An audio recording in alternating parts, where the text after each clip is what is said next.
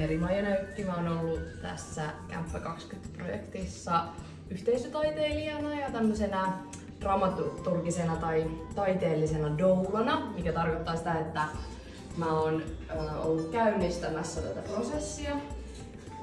Eli mä vedin ensin pari työpajaa, jossa me muisteltiin ja fiilisteltiin tätä Linja 20-hanketta ja mietittiin, että miten sitä prosessia voisi purkaa täällä tekemällä tänne kämppään installaatio ja ylipäätään mietittiin, että mitä se installaatio niin kuin tarkoittaa ja mitä tämmöinen purkutaide tarkoittaa ja miten sitä voisi lähestyä.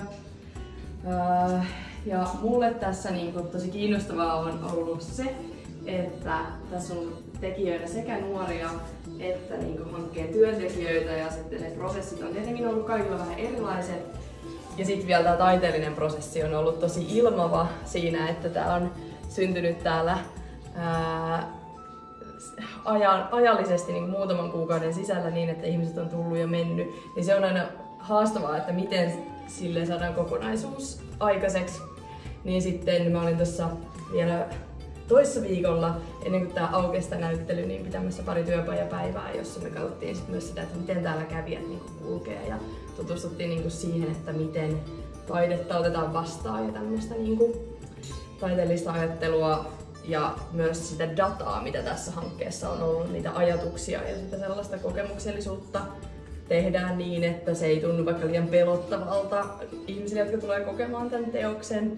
Ja mun mielestä siinä on nuoret onnistunut tosi hienosti ja mä oon ollut tosi ylpeä siitä, että täällä oli hirveästi myös nuoria, jotka halus olla täällä itse näyttelyssä vähän niin kuin töissä tai tämmöisinä performatiivisina taideteoksina, käydä keskusteluja ja ottaa taiteen kokijat vastaan, koska taiteen kautta tuntuu, että usein pystyy keskustelemaan ja saa niinku semmoisia tunteita ja muita käsiteltyä paljon paremmin kuin vaikka jollain tekstiformaatilla tai muulla sellaisella.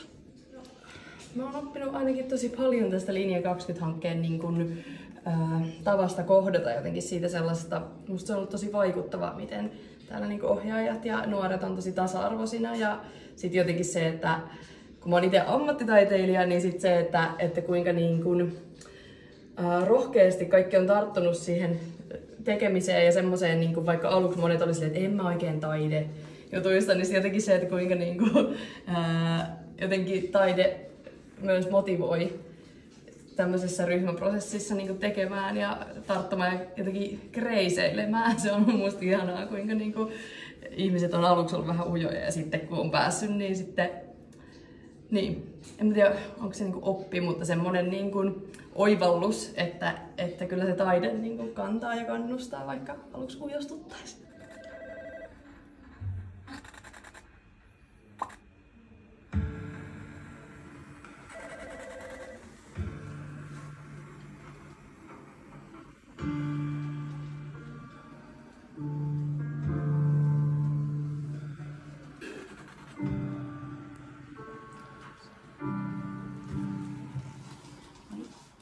Hanna. Sä oot Hanna. Joo, en ole Aaro. Ja mitä Hanna sinä oot tehnyt tässä projektissa? No, mä oon tehnyt täällä kämpässä vähän useammalla alueella, mutta täällä Makkarissa just osallistuin siihen, maalattiin seinät ensinnäkin mustaksi ja sitten seiniin maalattiin erilaista kuvioa ja tekstuureja ja semmoista. Ja sitten sen jälkeen just kun ollaan vähän laitettu tänne näitä jätesäkkejä ja sun muuta, niin kuin, että tulee tää fiilis. Ja sitten just näitä NS-roskia täällä on ollut tekemässä just ja laittamassa ylös. Ja justiin tosiaan, kun täällä on tää interaktiivinen pelijuttu, niin siihen taas on ollut tekemässä noita grafiikoita ja visuaalisia puolia. Kiitos. Entäs sinä? Joo, me käytännössä on vastannut aika lailla täällä tuosta multimedia-installaation koodaamisesta ja musiikkipuolesta. Ja olin myös tätä ahdistushuoneen näitä seiniä maalailemassa. Jonkin verran tein näitä seinämaalauksia ja muuta. Ja niin kuin täällä moni muukin, niin osallistuttiin sitten näiden papereiden keruuseen itse kukin osalta. Ja tehtiin myös noita tekstejä tuohon multimedia-hommaan sillä, että kirjoitettiin paljon toki itse, mutta koottiin osa myös vähän ulkopuoleltakin, että niitä on ollut niin kuin hankkeen tai nämä taideyhteisön jäsenet tekemässä. Ja joo, siinä aika lailla suurin työmäärä itsellä oli ehkä ton homman koodaamisessa. Kyllä. Eli minkälaisia ajatuksia tämä ahdistushuoneen rakentaminen on teissä herättänyt? Se on omalla tavallaan ollut ihan hauska ja jännä, että pääsee oikeasti vähän niin kuin dramaattisestikin niin kuin mustaa ja tällaista, niin kuin, että tulee se tavallaan ne synkemmät ajatukset ja tälleen, mitkä liittyy niin kuin nuorten arkeen monesti. Ja just ollut jotenkin tosi niin kuin, tavallaan tosi kiva ollut niin kuin, tavallaan osallistua, vaikka tämä niin kuin aihepiiri onkin vähän tämmöinen synkempi. Ja just halunnut käsitellä niin kuin just sen nuorten eri niin kuin kokemusten ja sit ei pelkästään niin kuin just omia, vaan että yrittänyt just kerää niin kuin muiltakin niitä kokemuksia ja ajatuksia ja tällaisia, että täällä on kelapapereita ja muita, niin kuin, että roskana ja tälleen niin kuin tulee se, miten ne asiat niin kuin kertyy silloin, kun jaksaminen ei ole sitä, mitä sen pitäisi olla, jotta saisi hoidettua asioita. Ja sitten toi pelikin just tavallaan siihen liittyen, että siinä ei oikein voi koskaan voittaa justiin sen takia, että on just sitä tyyppiä, että ei jaksaminen riitäkään. Kyllä. Miten sinä ajattelet? Joo, aika lailla vähän samalla linjoilla. Toki tässä oli niin kuin taideprojektin alussa monenlaisia ideoita siitä, että kootaan vaikka niin kuin mukavia muistoja hankkeen varrelta ja tolleen. Niitä on tuolla muualla enemmän sit käsitelty, mutta tässä huoneessa sitten tavallaan pyhitettiin enemmän niille semmoisille nuorten niin kuin arjen haasteille ja muille, minkä takia niin kuin moni on myös siihen hankkeeseen järjestöön päätynyt. Ja vaikka ei täällä nyt ole semmoista suoranaista statementtia ollut tällä projektilla, niin se on kuitenkin ollut lähinnä just kanavointia näistä eri haasteista ja muista, mitä niin kuin itsellä ja monilla muilla kantautuu. Joo, ja sitten ehkä just sitä, että tämä huone on vähän niin kuin, että ennen kuin sai mitään apua kunnollista tai löysi sitä sellaista hyvää, mistä oikeasti olisi hyötynyt, niin varsinkin silloin on elämä voinut näyttää tosi monella just täältä, mitä täällä vähän niin kuin tulee se fiilis. Ja se, mitä tuossa pelissäkin on justiin. Ja ajattelinkin just kysyä, että mitä erityistä te haluaisitte tällä sanoa. Niin, en tiedä, onko siinä silleen muuta viestiä. Toki tuossa on niin kuin paljon sellaisia kommentteja tulee tuossa multimediateoksessakin, jotka on silleen aika moneen kertaan ehkä kuultu ihmisiltä, auttajilta internetissä ja kaikkea tällaista.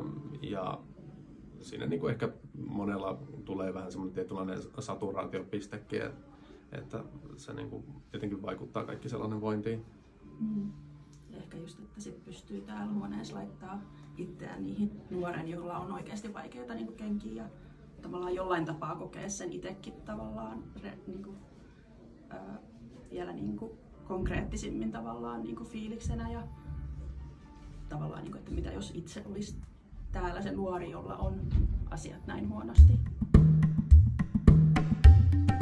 Moi, mä oon sosionomiopiskelija Leo ja me toteutettiin mun yhden opiskelukaverin kanssa Kämppä 20 installaation tämmönen palvelulabyrintti-peli, joka pohjautuu muuttuvaan labyrinttiin. Käytiin taltioimassa syksyllä tämmöisiä palvelukokemustyöpajoja, jonka pohjalta tehdyistä nostoista tää peli on tehty. Ja me tehdään samasta aiheesta myös opinnäytetyötä.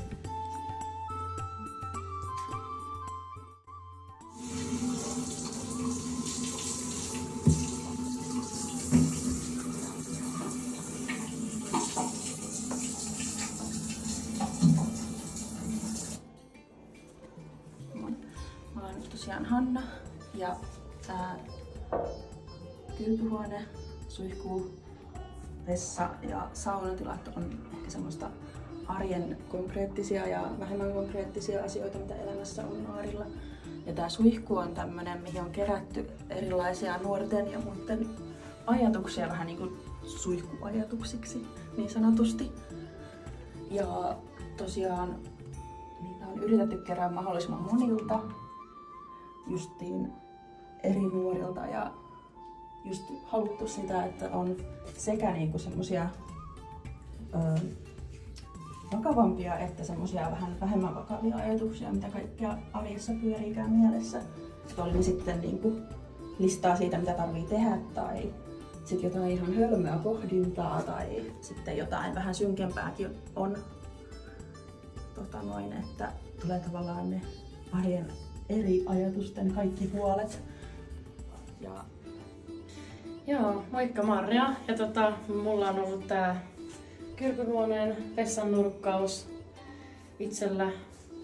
Mä oon itse ajatellut silloin kun tämän projektin aloitin, että mitä mä haluaisin niin tällä kuvastaa. Mä sain heti vision, että on olemassa paljon ihmisiä, ketkä vaikka mielenterveyden tai päihdeongelman takia eivät pysty aina välttämättä siivoamaan perusasioita. Ja itsekin olen huomannut sen omassa arjessani, että joskus tuntuu kuin nämä hylsyt ja roskat, kuin ne tulisivat ovella vastaan, kun avaa kylpyhuoneen oven. Että tämä oli oikeastaan se mun isoin työmaa, mitä halusin työstää. Että tämä oli mulle tosi tämmönen niin kuin todentuntuinen näky, kuin se hyökkäisi täältä.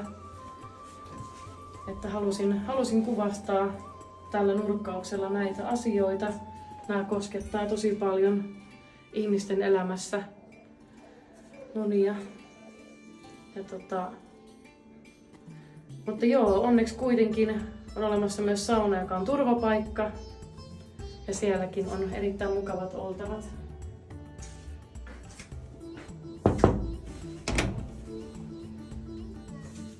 Hei, tervetuloa tänne turvapaikkaan. Käykää istumaan. kiitos. Tosiaan mä oon Kaisa ja mä oon ollut tässä projektissa mukana muun muassa suunnittelemaan tämän saunan. Täällä on tosi paljon tällaisia elementtejä, mistä mä tykkään. On kukkia ja värikkäitä kiviä ja tähtiä ja sanoja. Mä oon halunnut tänne tällaisia lohduttavia, turvallisia sanoja, jotka tuo turvaa ja hymyn huulille. Ja tätä on ollut kiva suunnitella, että mä oon halunnut tässä just tällaisen turvapaikan. Että noissa tähdissä on omia ajatuksia ja muiden ajatuksia. Sitten täällä on runoja ja tällainen arkku, missä on kirjoja ja lisää ajatuksia tällaisia. Ja pehmeät penkit ja tälleen. Niin tätä on kyllä ollut tosi kiva toteuttaa. Mä voisin vielä lopuksi lukea täältä teille yhden runon vielä.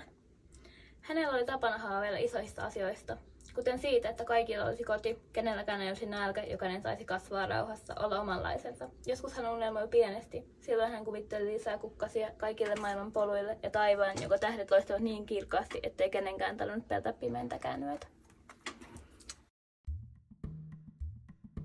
Moikka, mä oon Meeri ja oon toiminut yksilövalmentajana tässä Linja 20-hankkeessa.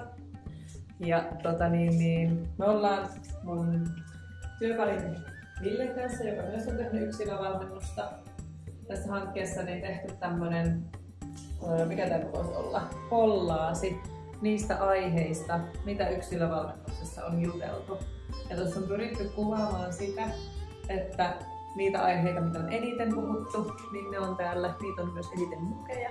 Ja sitten mitä vähemmän, niin sitä vähemmän on niitä mukeja kanssa. Ja haluttiin jotenkin jotain symbolia tähän, että mietittiin, että mikä on se, mikä kertoo yksilövalmennuksesta eniten. Niin sitten päädyttiin siihen, että laitettiin mukeihin mun ja Villen format, koska koetaan, että tosi paljon tämä yksilövalmennus on kuuntelemista ja näillä korvillamme me sitä tehdään. Tuolla ylhäällä on psykososiaalinen tuki. Se tarkoittaa sitä, että puolet yksilövalmennuksesta on ollut pääosin semmoista niinku vaan tukemista. Et totta kai ollaan tehty siinä matkan varrella myös jotain konkreettisia juttuja, mutta että se on ollut vaan semmoista ihmisenä olemista toiselle. Ja sitten mielenterveys ja koulutus on ehkä, tai on ne kaikista isoimmin puhututtaneet teemat.